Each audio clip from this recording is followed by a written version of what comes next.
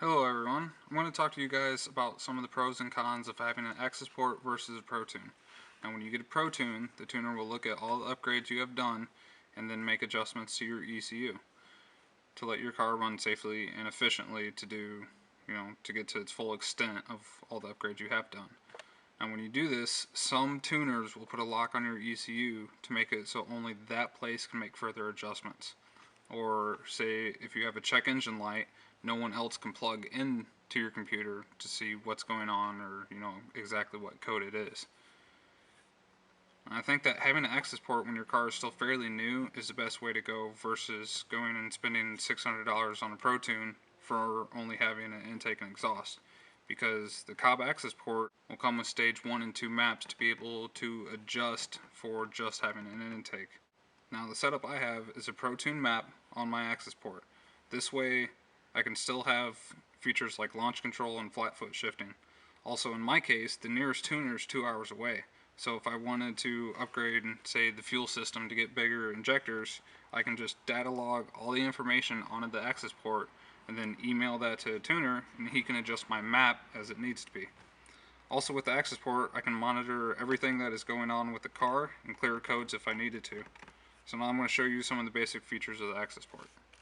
Alright, so when you have your Accessport plugged in, first screen that will come up is the monitor.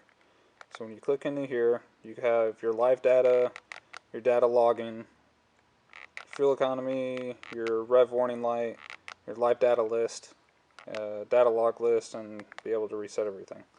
Now, some of the things in here under your live data list is pretty much anything and everything that your ECU reads. So all your air fuel ratios, accelerator position, your battery volts, your boost, coolant temp, fuel economy, fuel pump duty, fuel temp, anything with your ignitions, your injectors, mass airflow sensor, pretty much a little bit of everything. And then data log, as I said, if you have to email your data log to a tuner so he can adjust everything, he'll tell you what to data log. So the next screen we have is performance. So under performance, you can do your 0 to 60, quarter mile, time, and speed. You can also dyno your car, which is pretty fairly accurate. And this, you can pick any gear you want to start at, any RPM you want to start at. That's pretty much it for that. And then tune. Here's where your biggest thing comes in. So change map.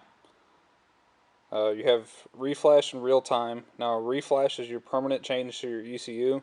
So if your battery lost all of its power, this is what will still be on your ECU when you get a new battery and charge everything back up.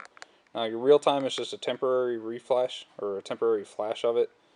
You have anti-theft, and this will make it so only your Accessport can plug into your ECU to be able to start your car.